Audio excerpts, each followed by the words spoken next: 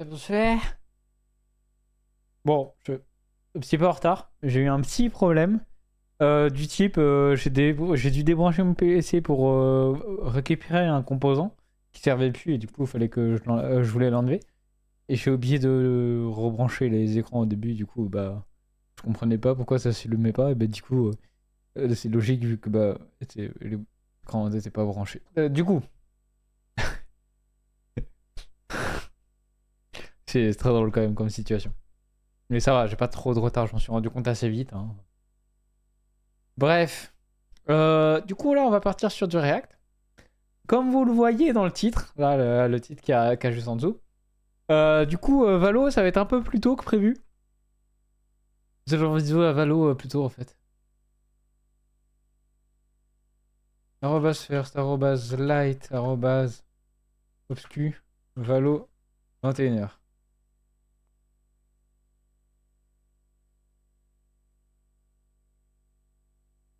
Pour moi. Hop.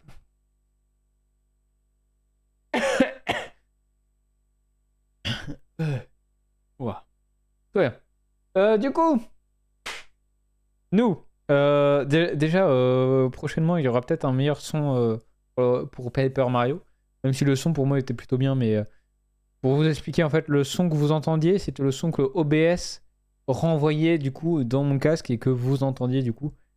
Mais là, ce que j'ai fait, c'est que j'ai acheté un câble jack pour le relier à la carte d'acquisition pour voir la Switch, comme la télé le fait.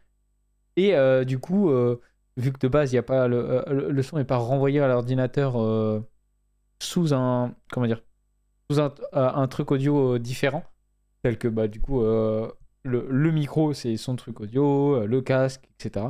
Dans un ordinateur normal. Là, avec une table de son, du coup, j'ai plus de trucs. Et du coup, là, c'est relié à la table de son.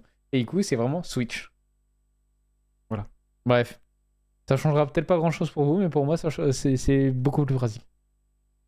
Et en plus, je pourrais relier d'autres consoles ou quoi, et ça fonctionnera correctement. Si je le fais un jour. Genre la Wii. Ça se fait, hein. Je... Ça se fait. Bref. Hop. On va partir sur du React. Comment... Ah, la fenêtre, elle est là. Oh, j'ai pas vérifié, j'ai envie de crever. J'ai oublié de vérifier un truc. Est-ce que Valorant se lance en fait?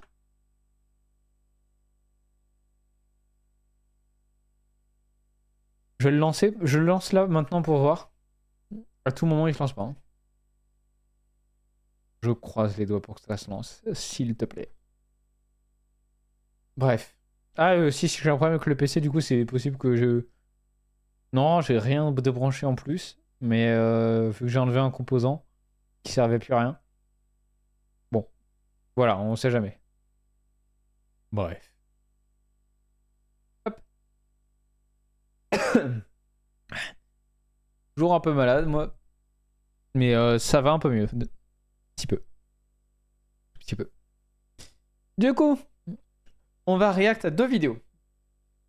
Du coup, cette vidéo de Polyart, du coup, qui va parler du coup de XQC et je pense de comment il est monté sur Twitch, les trucs importants qu'il a fait, etc. Je connais un peu des trucs qu'il a fait et autres, mais je pense que je vais apprendre pas mal de choses. Et j'ai oublié de la mettre comme ça. Et du coup, cette vidéo de combo, du coup, je sais pas du tout ce que ça va être. Mais c'est survivre 5 jours en enfer.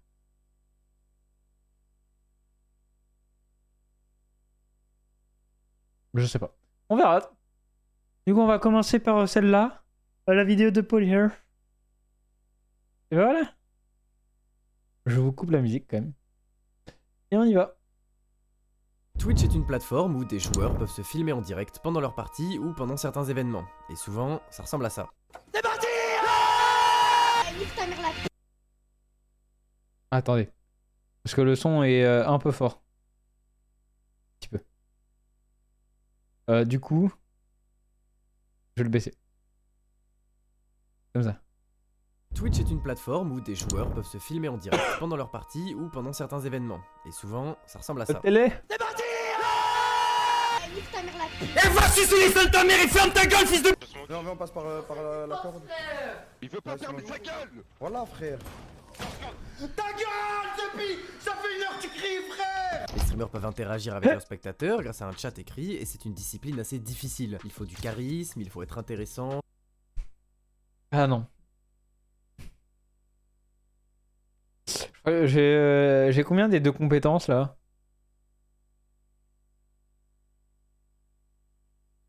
Yes. Ouais, j'aurais peut-être pas dû poser la question. Hein. Allez.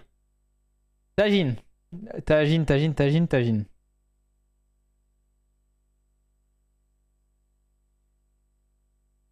Sociable, divertissant, bref, c'est pas fait pour tout le monde. Donc maintenant, je vais vous poser une question. À votre avis, il ressemble à quoi le plus grand streamer de tous les temps? Avec tout ce que je viens de vous dire, vous imaginez sûrement un mec extraverti, avec une prestance notable, quelqu'un qu'on peut admirer, quelqu'un qui peut être un modèle. Et pourtant, l'homme que je vais vous présenter aujourd'hui, il est très loin de cette description. Félix Langiel, plus connu sous le pseudonyme de XQC, est passé de prodige arrogant sur Overwatch à roi de Twitch et du streaming en général. Donc aujourd'hui, on parle d'e-sport, on parle de gambling, et on parle de divorce à 100 millions de dollars. Laissez-moi vous raconter l'histoire d'une icône d'internet, probablement la carrière la plus folle de Twitch, le représentant d'une génération. Félix est né en 1995 dans la ville de Laval au Québec, et dès le début de sa vie, il s'adonne à plusieurs passions, le skateboard, le snowboard, le trampoline et les jeux vidéo. À l'époque, il fait tout ça avec son grand frère Nick, et poste même déjà sur sa chaîne YouTube ses tricks en skate ou à moto avec lui. C'était un enfant assez turbulent, le divorce de ses parents assez précoce y était sûrement pas pour rien, mais il réussit quand même sa scolarité et fera même des études aux sciences sociales à l'université. À côté, il joue énormément aux jeux vidéo, et surtout à League of Legends, c'est là qu'il choisit son pseudo.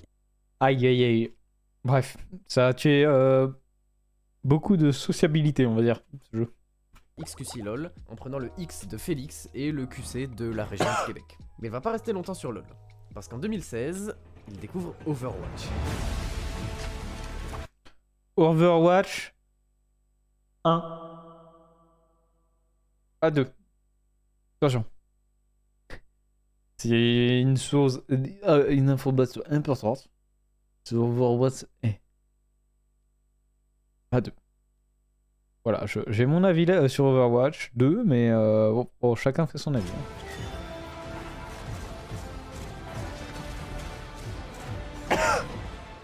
Overwatch, c'est le tout nouveau FPS compétitif de Blizzard qui prend un contre-pied total des jeux de tir à l'époque avec une direction artistique cartoonesque, plus enfantine, des déplacements nerveux et plein de personnages avec des capacités différentes. Le jeu se joue en 6 contre 6 où chaque joueur peut choisir de jouer soit un tank, soit un support pour soigner ses alliés, soit un DPS pour faire des dégâts, et le but de chaque partie c'est souvent de capturer un point ou de défendre un objectif. XQC de son côté, il va doser le jeu, il va devenir un très bon joueur en se démarquant très vite comme un des tout meilleurs Winston du monde, le singe là. Il ouvre d'ailleurs sa vraie chaîne YouTube où il y poste des tutoriels sur comment bien jouer le perso. C'est rien de très divertissant, hein, le contenu est très factuel. À la base, s'il est sur YouTube, c'est pour partager sa passion et faire progresser les autres. Il est attachant, doué, et même si ses vidéos font pas des millions de vues au début, il se crée quand même une petite communauté. Après avoir participé à quelques petits tournois en ligne ou dans sa région, il rejoint l'équipe amatrice Q qui se fera vite signer par Denials eSport, une grosse équipe américaine réputée pour leurs accomplissements sur la scène Call of Duty. Avec Denials eSport, il fera plein de petits tournois par-ci par-là, mais c'est pas le plus important. Le plus important, c'est qu'il va commencer à streamer. Et le personnage du gamer attachant qui veut faire progresser les autres sur son jeu,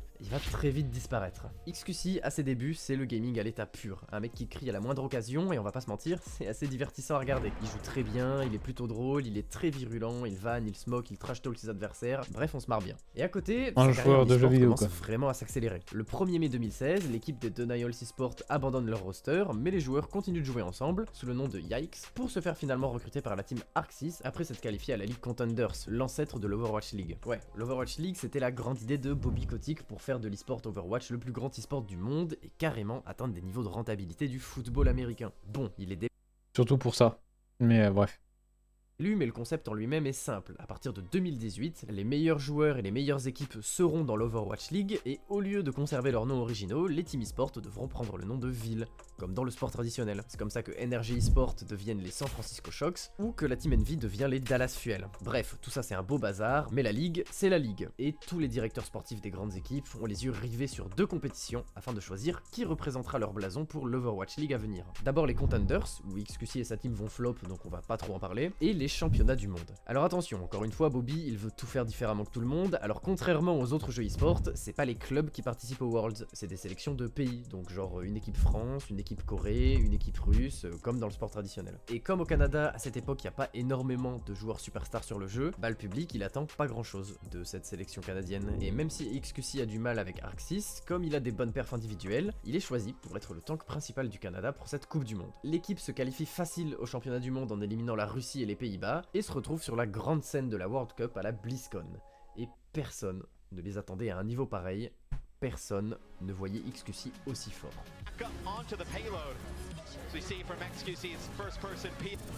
Moi j'avais déjà vu du coup des trucs XQC, c'est un style de lui tank qui joue très avant. agressif. Il dive et s'il est entouré d'une équipe qui l'accompagne dans cette agressivité, c'est là qu'il dévoile tout son potentiel. Il gère très bien ses ressources, notamment ses ultis, en basant une bonne partie de son game plan dessus. Même si on verra plus tard que malheureusement, cette tactique elle a ses limites, surtout si l'équipe vous suit pas. D'ailleurs, ils ont perdu en finale contre la Corée, ok, mais finir deuxième dans une coupe du monde où il y a des pays comme la Chine, les États-Unis et la Suède qui jouent, c'est un véritable exploit. Et d'ailleurs, malgré la défaite, XQC sera désigné comme le MVP des championnats du monde, le meilleur joueur de la compétition. Vous le sentez venir, après une perf pareille, les clubs de l'Overwatch League vont vraiment s'intéresser à ces joueurs de l'équipe canadienne, Oh, et bizarre. tout particulièrement à XQC qui va rejoindre les Dallas Fuel, une des équipes qui sur le papier paraît comme une des toutes meilleures équipes de la ligue. D'ailleurs, je dis sur le papier, mais pendant les matchs d'exhibition juste avant le début de l'Overwatch League, les Dallas Fuel gagnent tous leurs matchs et semblent très convaincants. Et avant même le démarrage officiel de la saison, le mec qui fait le plus parler de lui, bah c'est XQC. Bobby Kotick, qui décidément excelle dans les grosses idées de merde, a mis en place une règle qui oblige les structures Là-dessus, on est d'accord, je pense.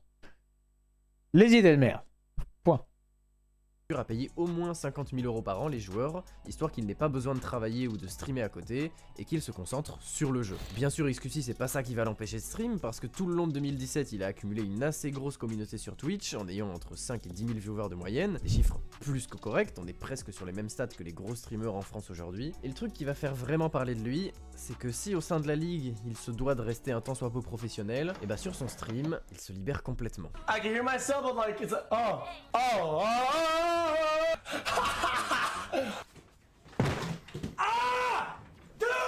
Et c'est cette personnalité nerveuse et à fleur de peau qui finira par le trahir. La saison commence et les choses se passent très mal. Ah, publiquement, je pense ceux qui gèrent les équipes, etc. Publiquement, c'est sûr que s'il dit des trucs, des insultes, etc., les sponsors et tout, ça fait moyen quoi. Pour eux.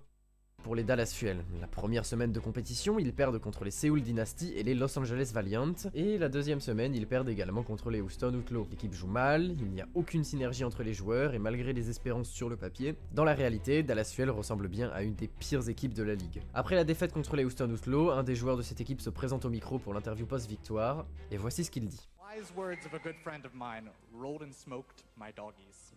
Thank you so much, Mouma. Houston Outlaws. Ça, c'est Mouma, un des joueurs de l'équipe de Houston, et le premier joueur à avoir fait son coming out homosexuel au sein de la ligue. Et si je précise sa sexualité, c'est pas pour rien, mais parce que sous le coup de la colère, XQC va réagir, et il va mal réagir. Je pense savoir comment il va réagir du coup. Shut your fucking mouth, go back there, suck a fat cock. I mean, he would like it, but... So many games ahead. Love you.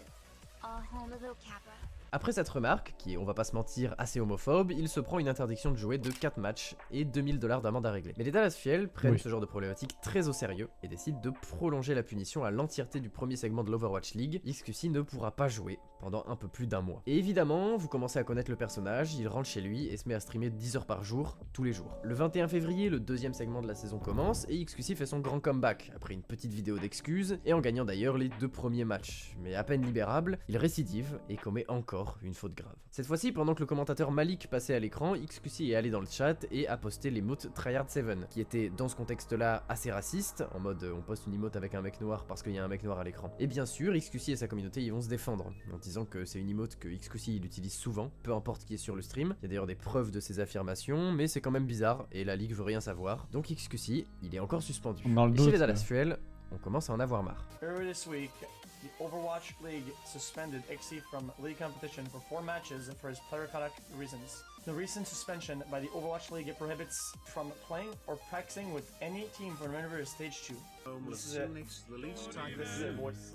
C'était officiel, la carrière de XQC en Overwatch League s'arrêtait là, en mars 2018. Sauf que là on est en février 2024 et notre histoire elle est très loin d'être terminée. Déjà, même si aucune équipe veut de lui en Overwatch League, bah, l'équipe nationale du Canada elle est bien contente de pouvoir compter sur lui pour les championnats du monde et il y jouera en 2018 en faisant encore une grosse perf. Cette année 2018 elle sera un peu particulière dans la carrière de XQC, il stream beaucoup, il trouve pas d'équipe et on se demande s'il est vraiment motivé à rester dans le monde de la compétition. Après tout il fait du 20 000 viewers constants sur ses streams, ce qui lui permettrait de très bien gagner sa vie sans avoir à faire de compétition, mais abandonner c'est pas trop dans ses habitudes, donc il va rien lâcher. En juin 2018 il rejoint l'équipe GOAT. Assez ironiquement il a l'opportunité de rejoindre l'équipe car leur tank se fait bannir de la compétition parce qu'il boostait d'autres joueurs, ce qui est quelque chose de strictement interdit. Alors XQC il va rejoindre cette équipe des GOAT dans les qualificatifs de la division 2 de la Overwatch League, les Contenders. Cette équipe c'est une des teams les plus importantes de l'histoire du Overwatch compétitif, j'en ai un peu parlé dans ma dernière vidéo, mais c'est eux qui ont inventé en mai 2018 la compo GOAT, qui consiste à jouer 3 tanks avec 3 supports,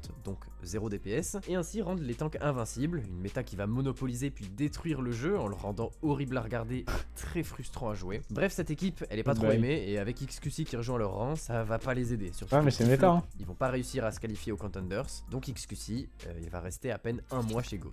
Encore un échec. En 2019, il rejoint les Gladiators Legion en tant que remplaçant, mais ça non plus ça va pas durer longtemps, d'autant plus que pendant la Coupe du Monde 2019, le Canada finira à la dernière place de la compétition. XQC n'est plus au niveau, il est temps de ranger les crampons et de prendre le streaming au sérieux. L'histoire de XQC à partir de ce moment-là est très complexe. Vous vous imaginez bien que j'ai pas le temps de regarder l'intégralité de ces 10 ans de stream à être 10 heures par jour en live tous les jours. Mais si je devais résumer sa période entre 2018 et 2023 en 3 mots, je choisirais sûrement swatting, gambling et adept. En 2018, en dehors de ses échecs compétitifs, va y avoir beaucoup de changements dans la vie de XQC. D'abord, il se rapproche de la streameuse Adept The Best. Adept, ou Samantha Lopez, c'est une streameuse américaine d'Overwatch et une assez bonne joueuse qui participe également à pas mal de compétitions de son côté pendant l'Overwatch League. Adept reconnaît XQC depuis le public, va lui parler et une amitié va naître assez vite entre les deux streamers. Une amitié apparemment très solide vu que les deux décident de faire une colocation au milieu de l'année 2018. Et cette colocation, malheureusement, ils la font pas juste parce qu'ils s'entendent bien. La même année, XQC va vivre plusieurs vagues de swatting et si vous n'êtes pas au courant de ce qu'est le swatting, c'est probablement le truc le plus terrifiant. Ouais, c'est horrible. Un streamer. Le concept est simple, quelqu'un trouve l'adresse personnelle d'un streamer, puis appelle la police en disant qu'un dangereux tueur ou terroriste s'y trouve, et qu'il s'apprête à faire des victimes ou qu'il cache des corps, enfin des trucs comme ça. Et pendant le stream, la police va faire irruption de manière très violente au domicile du streamer, lui causant une peur certaine et ou des dommages matériels. Ça existe aussi en France, je vous laisse voir à quoi ça ressemble. Non, j'arrive pas. Ok, je coupe le live les amis. Donc pour couper le live, il faut prendre la souris qui est là. Ouais. Et si en France ça peut paraître assez tranquille, ça l'est pas, aux États-Unis les mecs du SWAT ils sont très sérieux et ils agissent avec beaucoup de violence. Et XQC en 2018 il va se faire SWAT un nombre incalculable de fois avec des interventions de plus en plus violentes et des forces de l'ordre de plus en plus énervées de devoir s'occuper du même gars 3 fois par semaine. En plus de son côté, Félix il commence à remarquer des trucs étranges à son domicile, comme des colis qui disparaissent devant chez lui ou des bruits bizarres autour de sa maison. Il est pas rassuré et c'est pour ça qu'il décide de partir vivre en colocation avec Adept, ce qui va démarrer l'arc du Just Roommate sur la chaîne de XQC. Où la vanne récurrente, c'était que XQC et Adept y répétaient en boucle que c'était juste des colocataires, alors que bon, il y avait des signes assez explicites qu'ils étaient pas que des colocataires. Je vous l'accorde, ça ressemble un peu à du contenu magazine People, mais je vous promets que Adept et la relation qu'elle entretient avec Félix est très importante pour la suite de l'histoire. Vous vous souvenez quand j'ai dit qu'il était passé un petit temps en tant que remplaçant chez les Gladiators Legion? Et bah même si sportivement il a pas fait grand chose, bah dans les faits cette signature l'a fait déménager avec Adept à Austin au Texas, là où il rencontrera beaucoup d'autres gros streamers comme Asmongold et commencera son ascension au sommet de Twitch en devenant un streamer React. Et si jusqu'à maintenant son histoire peut paraître attachante, désormais vous allez apprendre à voir XQC sous le visage qu'il a vraiment depuis quelques années, un parasite d'internet prêt à tout pour faire augmenter son nombre de viewers et faire du clic.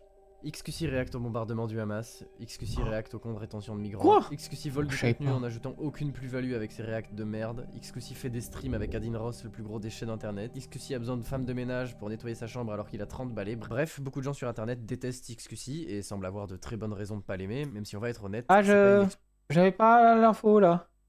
Oh, salut MC. J'avais pas cette info là. Ah ouais, ok. Intéressant.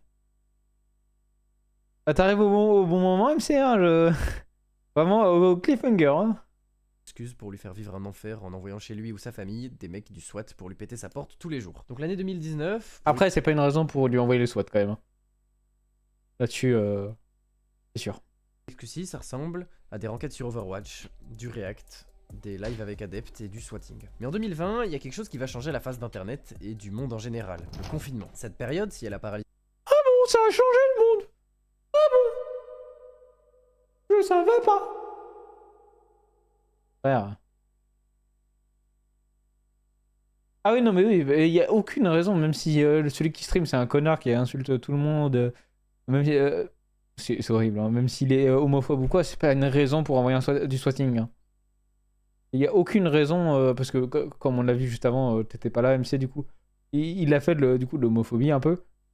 Du coup, on l'a très peu, mais ce qui est pas bien, mais c'est pas une raison pour envoyer du swatting, quoi.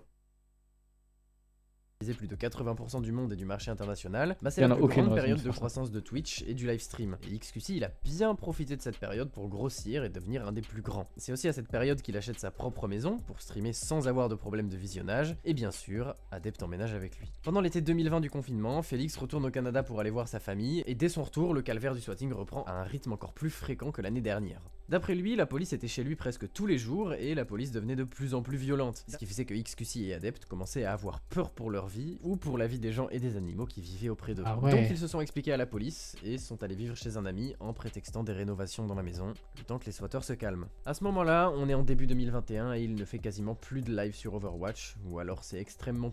Et je suis sûr, il y a des gens qui se sont fait sauter, ils ont arrêté du coup. Hein. C'est Internet, ça fait peur à ce niveau-là. Hein. Après, malgré que le swatting, c'est l'une des pires choses, ça parle de XQC, la MDR. Oui. Ouais, mais même pour moi, il n'y a aucune raison de faire du swatting. Comment dire? Ça fait bouger des gens qui sont là pour des gros problèmes de terrorisme ou en cas de terrorisme ou quoi. Ça les fait bouger, ça les fait intervenir pour de la merde. C'est surtout ça, frère. Et en plus, ça peut provoquer des, je sais pas, des problèmes cardiaques. Il peut y avoir comme ils ont dit là, un accident entre guillemets avec du coup, des animaux de compagnie ou quoi qui ont trop peur ou qui essaient de s'enfuir. Je sais pas, il y a plein de trucs différents, mais en plus aux États-Unis quoi. C'est un peu plus énergique, on va dire. ponctuel et c'est pour la nostalgie. Je suis d'accord, ça gêne des professionnels d'un cadre très sérieux. Ça gêne la victime et les viewers qui sont fans du streamer. C'est fou de merde. Oui, bah voilà, c'est exactement ça. Il fait quasiment uniquement du React et début 2021, le gambling débarque sur Twitch. Les casinos en ligne, c'était vraiment la méta pour les gros streamers. Ah ça. Bref, moi ça me rappelle quelqu'un qui faisait partie d'un staff sur un serveur Minecraft. C'est tout. C'est là que j'ai découvert l'existence de ça là. Et c'est tout. J'ai jamais joué à cette merde. À ce genre de jeu. Et je n'y jouerai jamais.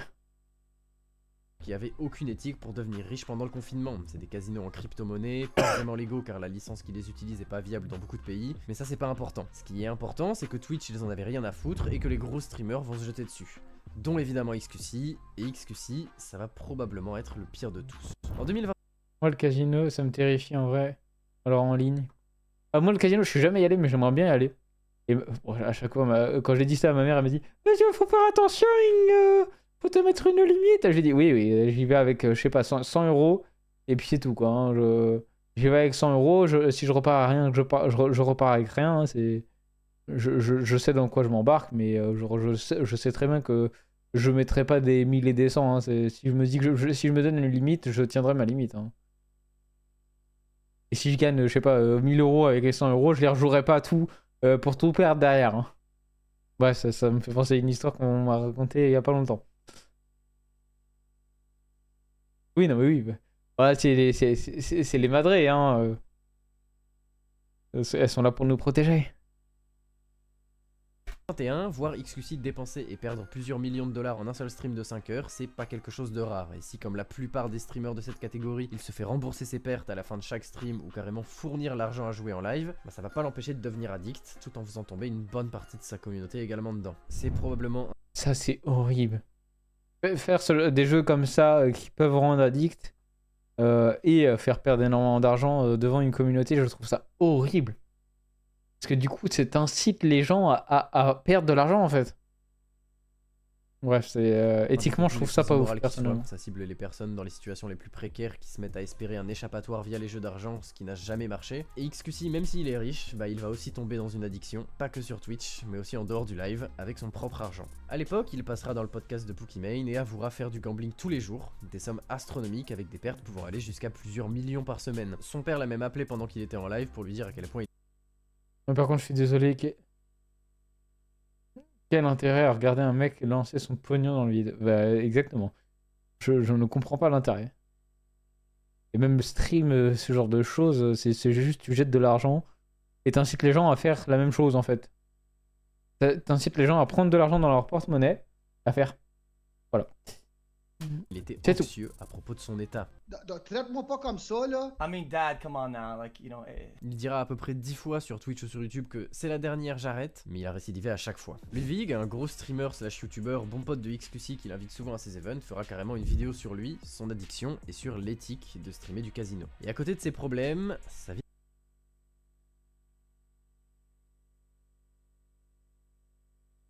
n'a pas vraiment changé, elle a même empiré. Toujours plus de swatting, des terreurs nocturnes, toujours plus de gens le détestant profondément, et sa relation avec Adept commence à devenir assez malsaine. Pendant l'année 2021, ils se séparent et se remettent en couple plusieurs fois à cause de disputes et selon Adept, à cause de la vie horrible qu'elle mène avec XQC à cause des swattings réguliers. J'ai oublié de le réactiver après avoir toussé parce que je tousse, du coup je désactive et tout. Mais oui, c'est ce que je disais quoi, ce qu'il a dit. C'est exactement ce que je disais juste avant. C'est juste ça que j'ai dit. Vu que je touche, je coupe le micro, mais il faut que je pense à le remettre à chaque fois. Ça va, je vais le réactiver. Ou de son addiction. Et même si publiquement les choses semblent toujours se remettre dans l'ordre assez vite, et bien dans la vraie vie les choses étaient bien différentes. Comme la vie de XQC semblait devenir de plus en plus dure, la vie de Adept la devenait aussi. Ouais, vivre avec un gars qui stream 12 heures par jour tous les jours, qui ramène la police 5 fois par semaine à ton domicile parce que l'entièreté d'internet connaît ton adresse, qui est addict au casino et qui fait des terreurs nocturnes, c'est pas facile. Bah les relations entre les deux se dégradent et ce qui devait arriver arriva. Fin d'année 2021, XQC se sépare de Adept et s'explique dans une longue vidéo. Et Adept, ça va pas lui plaire qu'il ait fait une vidéo. Parce que forcément, quand le plus gros streamer d'internet fait une vidéo sur sa copine dont il se sépare, elle va subir un contre-coup de la part de la communauté. Les mois et les années passent, XQC continue de stream entre 10 et 15 heures par jour, son addiction est de pire en pire et sa place de numéro 1 sur Twitch devient très contestée. Et pendant un beau stream de janvier 2023, il se passe ça. Prochaine fois que je reviens, j'appelle les flics.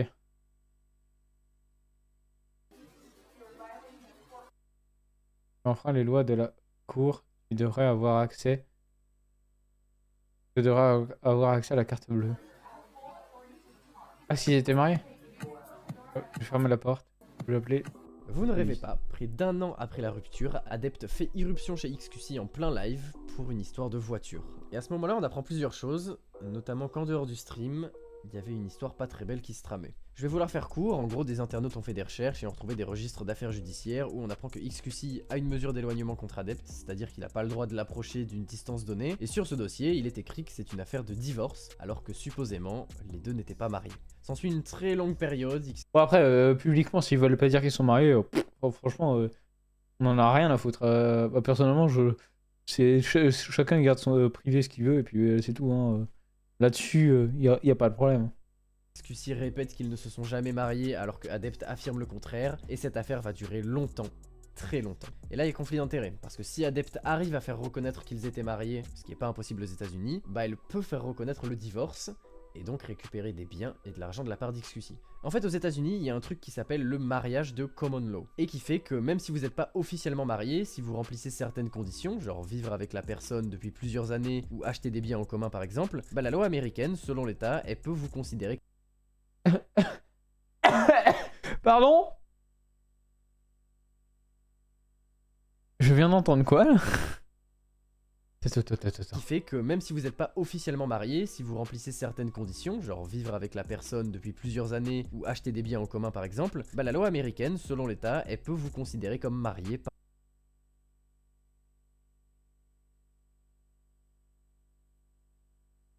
C'est complètement con. Genre t'es marié de force? Bah, si on fait une coloc et du coup je sais pas on achète je sais pas, on achète un bien, je sais pas, genre, du coup on achète l'appart pour continuer à coloc, pour pas payer le loyer ou un truc comme ça, bah, du coup on est mariés. Genre si on est 6, on est mariés tous les 6. attends, mais si c'est trop drôle. Si une coloc à 4-5, genre imagine. Du coup les 4-5 personnes sont mariées entre elles. Le bordel. Oh, je savais pas qu'il y avait ça aux US par contre. Ouais, mais vivre avec ses parents, c'est différent parce que je pense être en coloc, c'est vraiment être en coloc, c'est vraiment genre chacun partage le loyer, etc. Et c'est vraiment légalement ils sont en coloc. Parce que vivre avec ses parents, non, c'est ses parents. Bon, un effort quoi. Par la force des choses. Et ce cas de divorce, il tombe au même moment où XQC signe son deal de 100 millions de dollars avec la plateforme Kick, un concurrent de Twitch. Kick, c'est un site qui a une très mauvaise réputation, et XQC qui signe là-bas, ça va finir de détruire son image au grand public. En effet, Kick a été créé par les mêmes fondateurs que Stake, un site de casino en ligne, d'autant plus que Kick a une stratégie Ah là là, Kick. Vraiment les kicks, hein, voilà, c'est tout. marketing assez agressive, en ramenant tous les mecs bannis ou problématiques de Twitch sur leur site. Cette signature, c'est un moment historique dans l'histoire d'internet, d'autant plus que c'était même pas un contrat exclusif, c'est-à-dire que XQC pouvait, s'il le souhaitait, continuer de stream sur Twitch à côté. Bref, le deal du siècle. Et bien évidemment, je mets un disclaimer ici. J'en ai rien à faire de quel côté est le bon ou de qui est le menteur. J'en connais aucun des deux personnellement et les deux individus sont problématiques tant dans ce qu'ils montrent dans les lives que dans leurs actions en dehors d'internet. Je vous rappelle juste avant de continuer. Quand j'ai tout le monde y aller car argent facile, trop lolo. Ouais, c'est ça, c'est... À partir du moment où pour moi tu fais... Bon après, XQC franchement, n'importe qui on lui propose un contrat de 100 millions, je suis désolé, je comprends qu'il y aille. Hein. Pour le coup... Sa situation, bon, ce qu'il a fait, etc., je cautionne pas. Hein. Attention. J'ai juste que moi, imaginons que t'es sur Twitch, tu fais plusieurs milliers de viewers et d'un coup on te propose un contrat. Pas d'obligation. On te dit juste, genre 100 millions et tu stream si tu veux. Tu dois stream un minimum sur Kick. Et direct, frère. 100 millions, ça suffit pour toute ta vie. Si tu gères correctement 100 millions, vraiment, tu vis jusqu'à la fin de ta vie, hein, je pense. 100 millions, c'est tellement astronomique comme ça. C'est... Je signe l'instant. Continuer qu'on parle de personnes qu'on connaît oui, non, pas. mais large, oui, c'est ça, c'est tu vis bien toute ta vie. Bon, forcément, si tu t'achètes des lambeaux toutes les semaines, ça va être compliqué, mais je cite un minimum de logique, juste bah, tu t'achètes une maison, voilà, tu fais tes courses sans trop regarder non plus les prix, voilà, tu te mets bien quoi. Tu vis pas dans le grand luxe de baiser, c'est large. Oui, mais c'est ça. Alors juste, tu t'achètes une maison, 100 millions quand même, autant avoir son propre chez soi, et du coup, après tu vis comme ça. Par-ci par-là, tu t'achètes genre, à un moment une voiture, bon bah oui, il faut bien s'acheter une voiture à un moment donné. Des trucs normaux que les gens s'achètent moins souvent que toi, mais voilà, mieux tu investis. Ouais, après, investir, ça dépend dans quoi. Des fois, ça peut être, ça peut être assez... Faut savoir comment investir, parce qu'avec autant d'argent, tu te fais vite douiller si tu demandes des conseils, on va dire. Ce n'est que mon avis. Aucun intérêt à prendre parti ou de protéger un tel. Je continue l'histoire et ça va me faire une belle transition, parce qu'Adept, elle va utiliser l'harcèlement qu'elle subit de la part de la communauté de XQC au tribunal en tant que circonstance aggravante. Ouais, ça c'est logique. Ouais, parce que même si c'est sur internet, ça reste. Ça va pas marcher, et on Ouais. va pas se mentir, les preuves que... Ah, ça a pas marché. Ok. Parce en soi, pour moi, ça peut marcher. Ça dépend, parce que sur Twitch, encore, c'est un peu différent. Imaginons, tu reçois des centaines de messages privés. Genre, je prends par exemple Instagram. Et des gens qui t'insultent, etc. Et après, je pense qu'il y a moyen de faire en sorte que ce soit consistance aggravante. Je pense. Le must c'est dans l'immobilier. Et tu fais louer. Et ça bien et c'est clean. Ouais, oui, ça oui. Et il faut bien le faire. Il faut le faire avant Covid parce que maintenant c'est trop cher. Il faut avoir beaucoup d'argent maintenant, on va dire. Et c'est moins rentable. Mais bon. Allez. Cette montre joue pas trop en sa faveur, elle fait des trucs assez bizarres, genre aller chez lui alors que il a une mesure d'éloignement, et avec toutes ces histoires, Ouais, bon, pour le coup, si elle vient chez lui et que lui se fait enculer par la loi, il y a un problème. Hein. Il y a la preuve en live que c'est elle qui est venue. À un moment donné, frère, tu cherches la merde. XQC finit par gagner son procès. Un procès de presque 1 an, un des procès de divorce les plus importants de l'histoire des États-Unis selon certains experts. Et XQC était enfin libre de... Mesures de divorce les plus impressionnantes des États-Unis. Après, j'ai oublié son nom. C'est lui qui a fait Jack Sparrow, parce que ça fait polémique et tout. Et tout le monde l'a suivi sur internet. J'ai oublié son nom. Ouais. Il y avait eu un truc de divorce et tout. Elle voulait récupérer.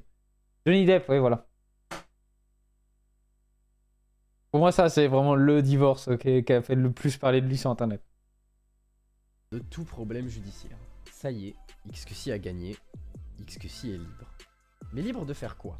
Libre de continuer à entretenir son addiction au gambling sur Kick? Libre de continuer de parasiter internet avec du contenu React inintéressant? XQC est une icône, un représentant si vous voulez. Il représente les gens qui, comme lui, sont à la recherche d'une seule chose, le divertissement, dans tout ce qu'il fait. Que ce soit la compétition, les React ou les casinos en ligne, XQC représente toute une partie d'internet. La culture même, le gaming, en fait il fait tout le temps, et maintenant qu'il est sur Kick, bah il le fait aussi partout. Donc que vous l'aimiez ou non, il ne faut pas oublier que XQC, avant de sombrer dans l'addiction et dans la boucle de vouloir satisfaire son audience à tout prix, c'était ça.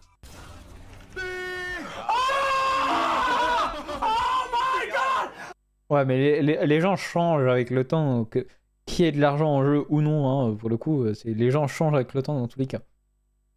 Avec les fréquentations, etc. C'est comme un enfant quand il grandit, en fonction de ses fréquentations, son comportement peut changer, etc. XQC c'est le plus grand divertisseur de l'histoire d'internet, et même s'il a depuis longtemps arrêté de rechercher ce qu'il dénommait à l'époque le juice, il n'est pas rare, si vous vous connectez sur Twitch ou sur Kick un certain jour, de trouver XQC en live et de voir son vrai visage. Non, on va pas dormir. Non. Pardon, je rigole avant que le clip ait lieu, parce que je pense qu'on sait tous ce qu'il va dire là. Non. Le musée ne reviendra pas. Tu ne dormiras pas. Tu ne dormiras pas. Non. Because tu es un Twitch streamer. Tu es un dégénère. Dégénère. You let us alone, murderer. Selon moi, son vrai visage, c'est quand... Oh non, c'est pas ça. Oh non, je suis déçu. Moi, ça m'a fait penser à ce clip-là. Voilà. On l'a tous eu en tête, du coup. Quand il interagit avec d'autres streamers. C'est là qu'il est le plus naturel, quand pendant une fraction d'heure ou une poignée de secondes, il oublie son chat, oublie qu'il devra sortir une VOD avec un nombre minimum de vues pour toucher l'argent de son sponsor, et en oubliant tout ça, XQC se met à divertir, et si vous avez la chance... C'est pas un français à la base, c'est un québécois, du coup, oui, Québec, le français anglais est beaucoup plus... Ouais, je sais plus parler. Mais ça fait partie du Québec. Du Canada.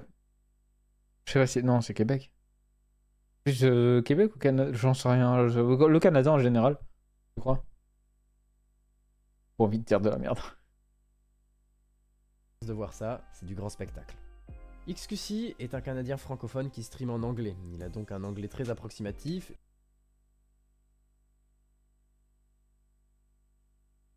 Ferme ma gueule, moi. Allez, hein.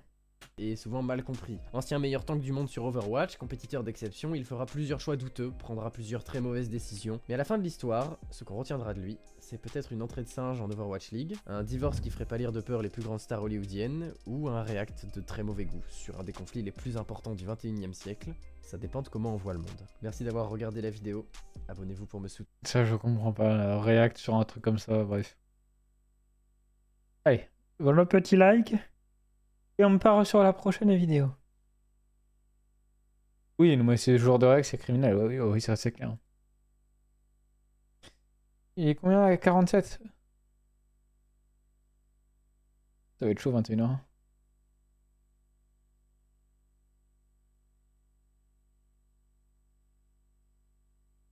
Oui. Lis les petites lignes. Ha! C'est Cookie qui a bien retenu la petite ligne en bas du planning que j'ai laissé. Pour ceux qui n'ont jamais remarqué, dans tous mes plannings, si vous zoomez sur la ligne en bas, c'est bien marqué planning non contractuel. Au moins, s'il y a quelqu'un qui me pète les couilles, qui me dit « Mais dans ton planning, c'est pas noté ça !» C'est noté non contractuel. Voilà, ça vous apprendra à lire un contrat. C'est pareil. Les contrats, il y a des petites lignes. Des petites lignes qui te mettent un petit coup dans la nuque quand tu te rends compte. Parce que tu peux rien y faire et c'est marqué noir sur blanc. Là, mon planning, c'est pareil. Qu'est-ce que vous avez dit dans Blablami là? Des skins, ok, cool. Cool. Par contre, il faut juste que je fasse un truc. Je vais faire ça. Ce soir, il va venir, du coup. Je vais faire en sorte qu'il puisse se connecter au salon obscur. Hop! Là, il type de base parce qu'il est modo dans tous les cas. Voilà. On va réacter à ça. Et après, on va partir sur Valorant. Est-ce que vous avez déjà entendu parler de la loi de Murphy? Tout ce qui est susceptible de mal tourner va inévitablement mal tourner. C'est une loi que vous trouverez beaucoup plus dans les bouquins de philo que de mathématiques, mais ce qu'elle souligne, c'est l'importance de la planification, de l'anticipation, la prise en compte du pire scénario possible. Parce que sinon, bah ça, par exemple, c'est la loi de Murphy. Ça, pareil, ça aussi, et ça...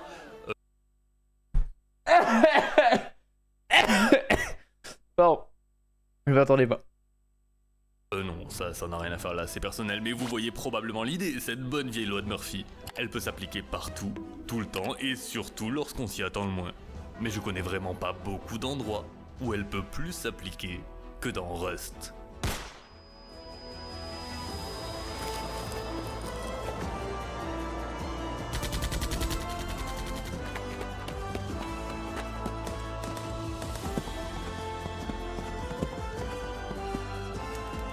J'en ai regardé des vidéos, j'en ai regardé pas mal quand même des vidéos sur Rust. J'ai jamais joué, mais j'en ai regardé pas mal.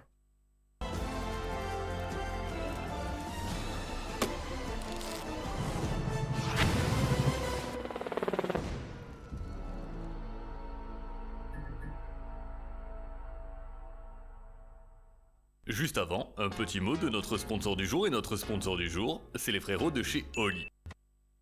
99, cela étant, généralement on sait pourquoi. On sait plus ou moins à quoi s'attendre de notre session de jeu, mais dans Rust, c'est pas le cas. Vraiment pas le cas.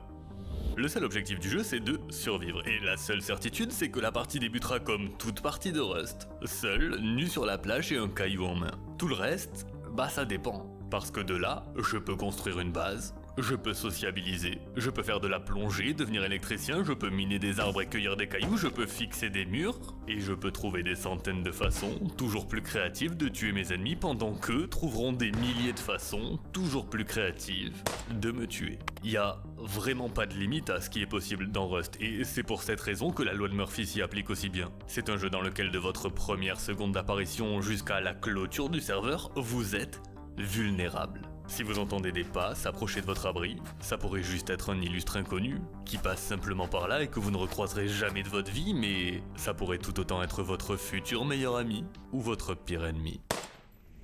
Alors c'est pas tout à fait vrai dans mon cas. Parce que quand je joue à Rust, on est plutôt sur une petite perma-agriculture au calme le plus loin possible de toute forme de vie, mais ma façon d'aborder le jeu n'est très certainement pas la plus spectaculaire. Prenez par exemple un streamer Rust aléatoire, disons Coconut Bee, parce que je l'aime bien, bah quand vous êtes sur le stream de Coconut Bee, à 16h, vous pourriez être en train de vivre un moment paisible, à admirer la beauté du jeu, peut-être même une petite discussion au coin du feu, et à 16h03, vous pourriez assister à ce qu'on appelle un raid.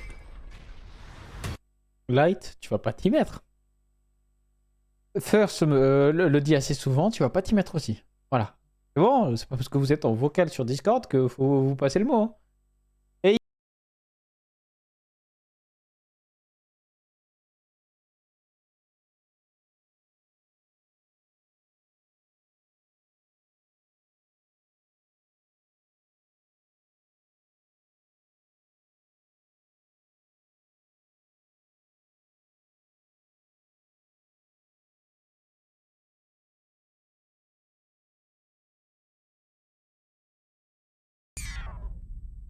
Bon, ok, si vous avez l'œil, vous sentez obligatoirement le potentiel de divertissement infini que ce jeu peut offrir, et si vous avez encore plus l'œil, vous pourriez même y sentir un potentiel compétitif. Et ça, il y a des gens qui l'ont bien compris, parce qu'après une multitude d'événements désastreux, il y a une alliance qui va se créer entre les développeurs du jeu, l'hôte de serveur numéro 1 du jeu et la plus grande plateforme de diffusion en direct au monde. Ils vont se réunir, ils vont poser 100 000 $ sur la table et ensemble, ils vont créer les Twitch Rivals.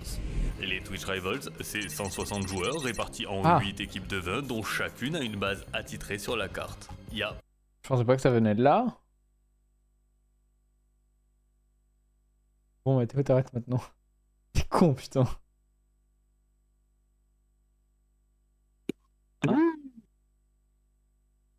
Ah. Bonjour.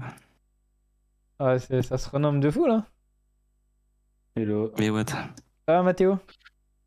Ouais, Mathéo, il va venir avec nous sur Halo. Allez, moi, je vais continuer mon réact, sinon... déjà, 21h, ça va être compliqué, là. Ouais.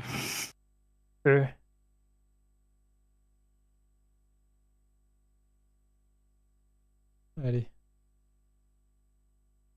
Par exemple, l'équipe d'Ashjun, probablement le créateur de contenu le plus influent de la scène Rust. Il y a l'équipe de Coconut Bee, le streamer que j'apprécie beaucoup. Il y a l'équipe de Bouddha, dans laquelle se trouve notamment XQC. Il y a entre autres une équipe européenne, une XQC, on s'y attendait pas.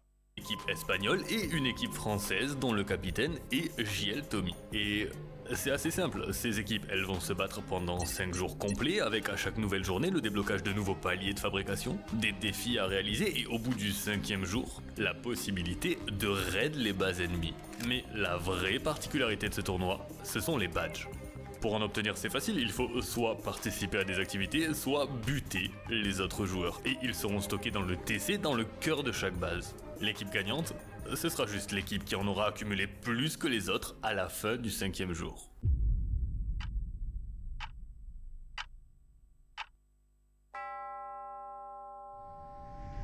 Si vous pensez que les premiers jours ont été plutôt calmes, messieurs dames, vous faites fausse route. Parce qu'en fait, les tiers de technologie ne sont pas encore débloqués, et ce que ça veut dire, c'est que le premier jour, c'est l'âge de pierre. Et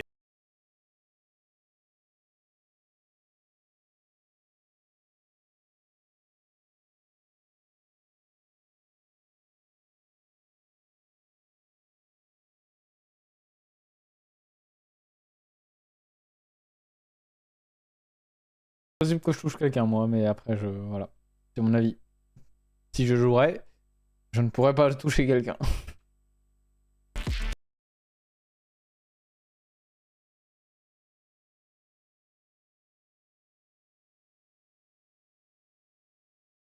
le chaos. Cette première journée, ça a été le chaos. Vraiment. Pour toutes les équipes. Et à la fin de la journée, le tableau des scores ressemble à ça. Et ouais, il y a un truc à remarquer. Mais on y reviendra. Le deuxième jour, vous dire que le deuxième jour a été moins chaotique que le premier, ce serait un mensonge. La vérité, c'est qu'avec le déblocage des tiers 1 et 2, cette journée, elle a juste été un peu plus industrialisée. Tire un peu plus à l'arme à feu, on va dire. Les bases commencent à s'élever et avec la technologie tier 2 qui se débloque, les joueurs ont maintenant accès à des armes modernes, ils ont accès à de meilleures armures via les combinaisons hazmat et avec l'apparition des défis qui vont pop un peu partout sur la carte, il y a des escarmouches de toutes parts. Ce qui signifie aussi des badges qui commencent à être générés en masse et à la fin du deuxième jour, le tableau des scores ressemble à ça. Ouais, il y a toujours un truc à remarquer et cette fois-ci on va en parler parce qu'il y a visiblement un problème assez évident dans ce tournoi. L'équipe Ashjun, elle domine beaucoup trop et en réalité ce jour-là c'est une surprise pour absolument personne parce qu'avant même que l'événement débute, la composition de cette équipe elle a fait beaucoup parler d'elle pour une raison très simple, elle est beaucoup trop forte. Sauf que les Twitch Rivals c'est pas censé être un événement e-sport comme les autres. Ok, il y a un cash prize, un gros cash prize, mais ça doit rester du divertissement avant toute chose. Et je vous apprends rien en vous disant qu'il n'y a absolument rien de divertissant à voir une équipe rouler sur toutes les autres pendant 5 jours. Parce que là, c'est littéralement ce qui se passe. À moins que les autres équipes puissent faire des teams. Et alors là, l'équipe la plus haute se fait enculer. C'est tout. À chaque fois qu'un événement pop sur la carte, il est probablement raflé par l'équipe d'Ashjun, et à chaque fois qu'un groupe de personnes se fait dégommer dans la forêt, c'est probablement aussi par l'équipe d'Ashjun. Et en réalité, il y a même un second problème. Parce que l'équipe qui aurait pu, l'équipe qui aurait dû contester et équilibrer cette domination, c'est l'équipe de Coconut. Sauf que de son côté, lorsque le soleil se lève sur la 3e journée de ce tournoi, Coconut ne se connecte pas. Pourquoi Il semblerait que la loi de Murphy soit venue toquer à sa porte. En réalité, dans ce tournoi, il y a 159 personnes qui vivent l'enfer de Rust, mais il y a une personne qui vit l'enfer tout court. Je vais à l'hôpital. Je vomis tous les jours depuis 5 jours, 39 de fièvre, migraine et fatigue de malade. Quelque chose ne va vraiment pas.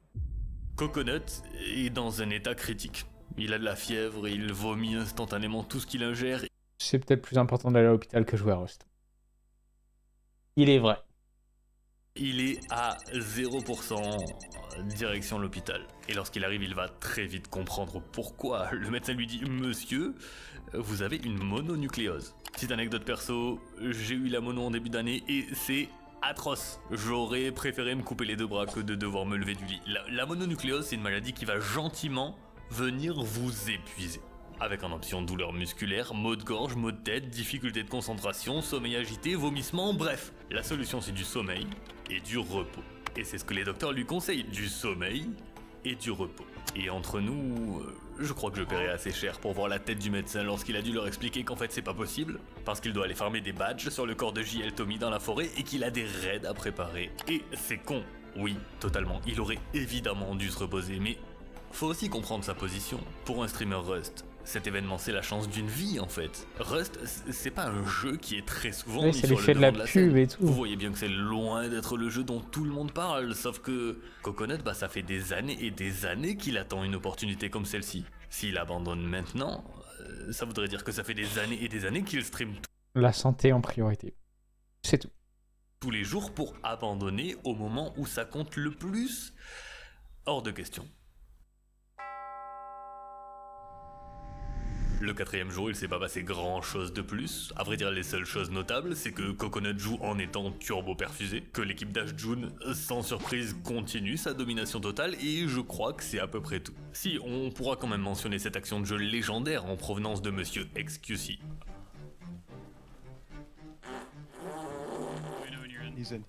Bon, la vérité, c'est...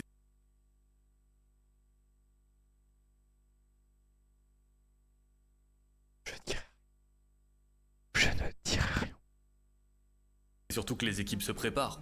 Elles se préparent pour le 5e jour, pour le moment où la seule règle, c'est qu'il n'y a plus de règles. Chaque équipe va pouvoir librement raid les bases adverses, mais... il y a toujours un problème. Le problème, c'est que le tableau des scores ressemble à ça. Et ce que ça veut dire, c'est que cet événement est en réalité déjà terminé. Ashjun a déjà gagné, parce que... oui, réussir un raid, détruire le TC de l'équipe adverse et ramener tous ses badges à la base, ça pourrait tout changer, mais la vérité c'est que dans Rust, un raid, c'est tout sauf équilibré. L'attaquant est toujours terriblement plus faible que le défenseur. Le défenseur, il a la hauteur, il a la protection de sa propre base, et s'il se fait tuer, il repop exactement au même endroit. C'est simple, à nombre de participants égal, un défenseur ne peut pas perdre un raid. Mais il y a une solution à ça. Une solution qui existe depuis que l'homme a compris que parfois il allait devoir se battre contre d'autres hommes. Lorsqu'un ennemi rase tout sur son passage, lorsqu'il domine complètement un territoire, c'est qu'il ne s'est probablement pas fait que des amis autour de lui. Et l'ennemi de mon ennemi est mon ami. La solution, c'est très certainement de faire une alliance. Et ça... Bizarre, je pense que je l'ai dit tout à l'heure. Mais j'ai un doute. Il y a un gars qui a actuellement 43 de fièvre et 8 perfusions dans chaque bras qui l'a très bien compris. Bonjour, salut, je m'appelle Coconut Bean, et toi? Salut, enchanté, je m'appelle Tommy.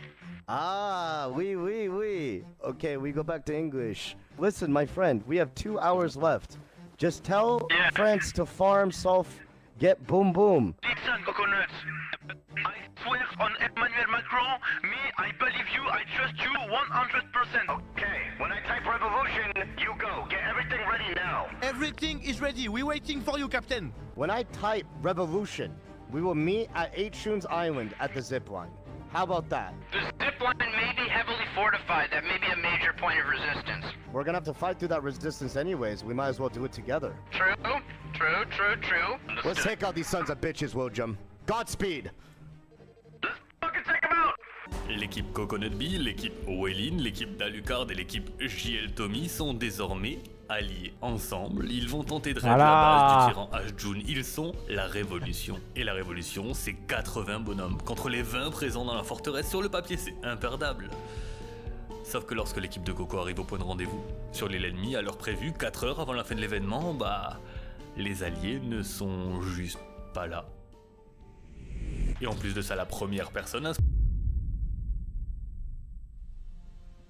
Il y a quand même une question qu'on pourrait se poser. C'était quoi l'intérêt pour ces 3 équipes d'accepter une alliance avec Coconut pour finalement le trahir en ne venant pas? La vérité c'est que la seule raison, Surfy décidait de brusquement changer de camp, décider d'un peu lâcher Coconut Bee et de s'attaquer à Ashjun, il faudrait quand même une suite de coïncidences complètement folles et à première vue sans aucun rapport les unes aux autres pour se permettre ne serait-ce qu'une lueur d'espoir. Et est-ce que je vous dis ça parce qu'une suite de coïncidences complètement folles et à première vue sans aucun rapport les unes aux autres, c'est précisément ce qui va se passer? Oui. Exactement. 10 minutes plus tôt, il y a Morg, un membre de l'équipe Coconut, qui a buté un mec aléatoire dans la jungle et récupéré 1000 de scrap. Ces 1000 de scrap, il va les utiliser pour acheter un mini-coptère. Je vous sors cette façon un peu brutale, mais c'est une info qui va devenir cruellement importante dans 30 secondes.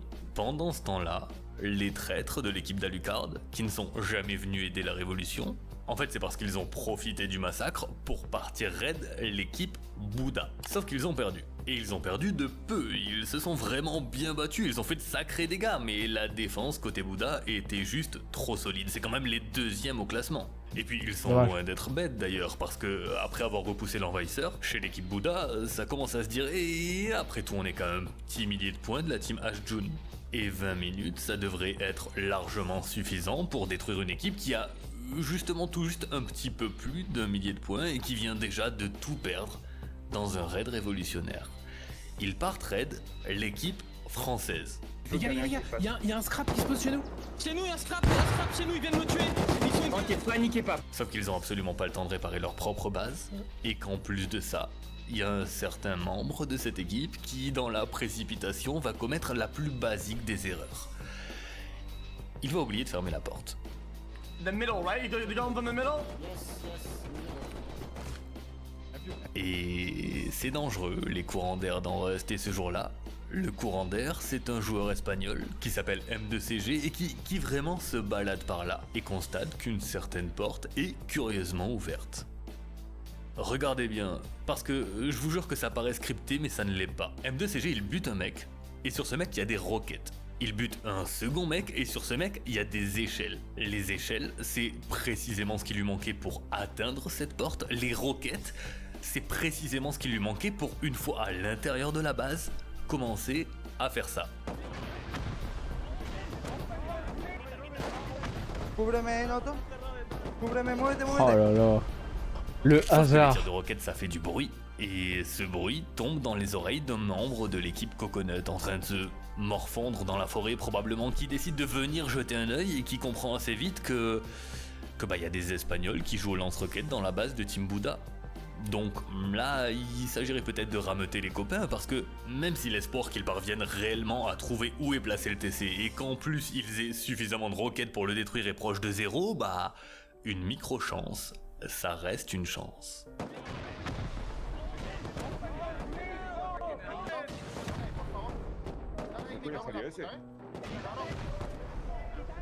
Ils vont le trouver comme par hasard, c'est ça?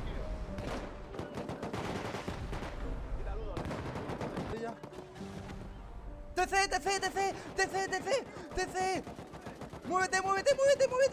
¡Tiro Pepo! ¡Eliminado! Ok, à ce moment précis, après 119 heures et 37 minutes de tournoi et alors que toute forme d'espoir était enterrée 6 pieds sous terre, il y a 3337 badges qui se baladent dans la nature. Ce que ça veut dire, c'est que si n'importe laquelle de ces équipes parvient à les ramener à sa base, elle pourrait gagner. À 23 minutes de la fin d'un tournoi perdu d'avance, toutes les cartes sont redistribuées. Ouais. Las tengo yo.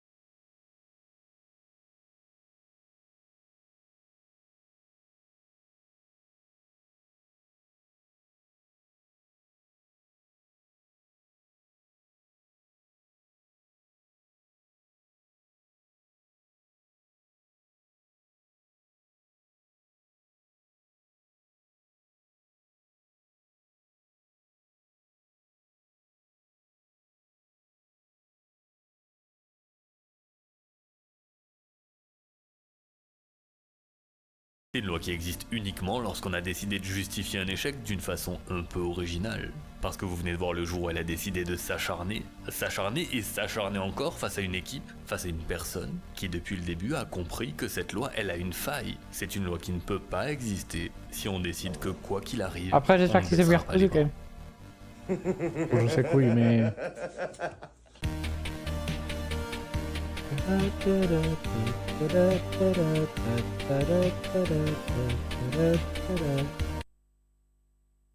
J'aime bien. J'aime bien. Ça, c'était une bonne vidéo. Franchement, j'ai bien aimé. J'arrive pas à enlever le plein écran. Voilà, merci. Du coup, on a un petit problème par contre. C'est Valorant.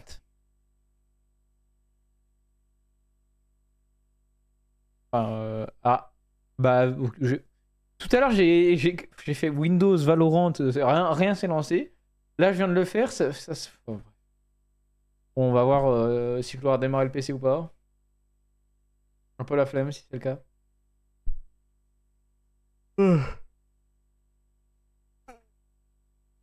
Ouais, je vais vous mettre la musique quand même. En attendant.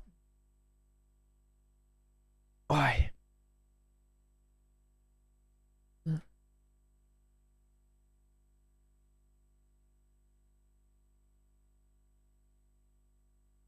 Avec ma tête, devinez si je dois redémarrer le PC ou pas.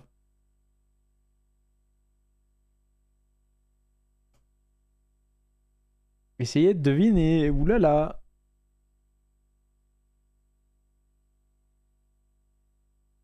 Oui. Je mets une fin de stream pendant 1 minute. Et du coup... Alors, attends. Je vais changer le titre. Je vais mettre cette emote là.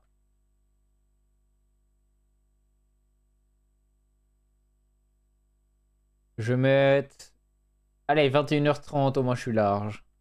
21h30, comme j'avais prévu en fait. Go.